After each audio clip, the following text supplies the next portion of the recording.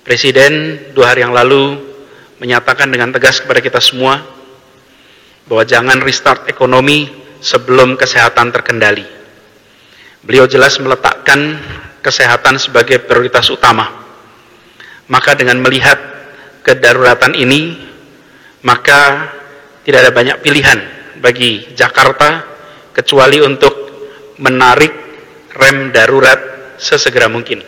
Yang itu artinya kita terpaksa kembali menerapkan pembatasan sosial berskala besar seperti pada masa awal pandemi dulu.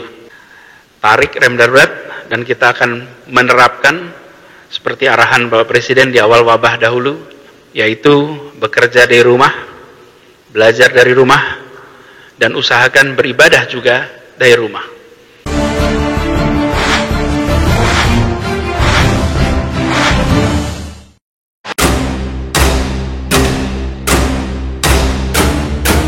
Jakarta masuk ke dalam kondisi yang mengkhawatirkan. Terlihat dari data yang dirilis oleh Pemprov DKI Jakarta yang menunjukkan kenaikan tajam jumlah kasus aktif COVID-19. Melihat itu, Gubernur DKI Jakarta Anies Baswedan mengambil keputusan untuk kembali ke PSBB ketat dan mengakhiri PSBB masa transisi. Kondisi ini sama dengan kondisi saat PSBB pertama kali diterapkan.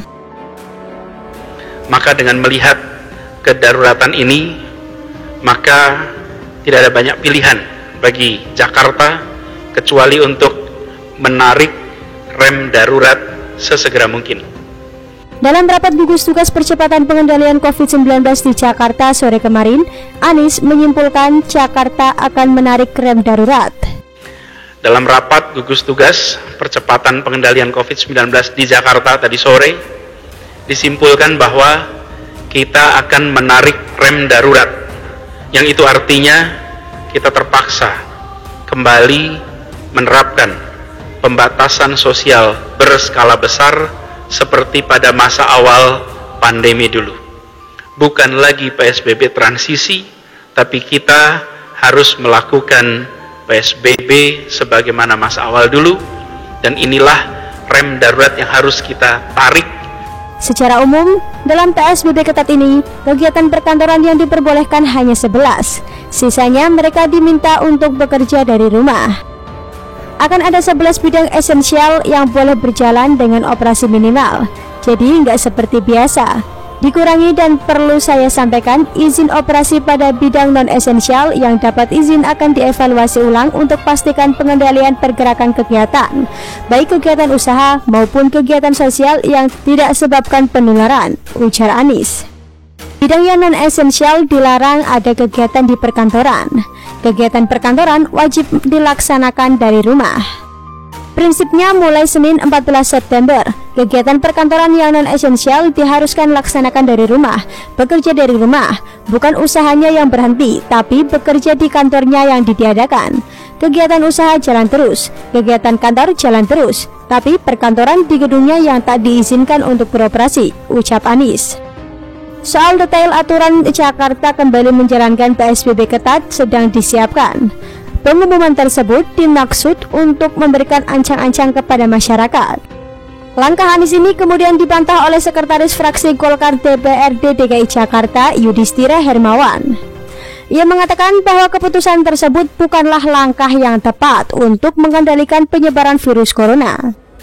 Penerapan PSBB yang diputuskan gubernur akan berlaku per hari Senin depan. Kami nilai bukan langkah yang tepat untuk mengendalikan penyebaran COVID-19, yang tentu saja sejalan dengan semangat produktif namun aman dari COVID, kata Yudhistira saat dihubungi pada Kamis 10 September 2020. Yudhistira meminta kepada Pemprov DKI Jakarta untuk tidak hanya melakukan banyak tes corona, sementara Pemprov DKI tidak bisa mengantisipasi lonjakan angka kasus positif.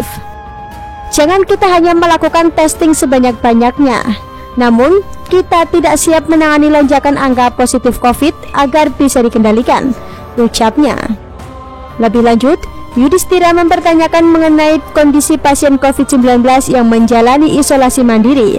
Apakah kebutuhan dasarnya terpenuhi atau tidak? Menurutnya, Pemprov DKI tidak melakukan pengawasan mengenai hal itu.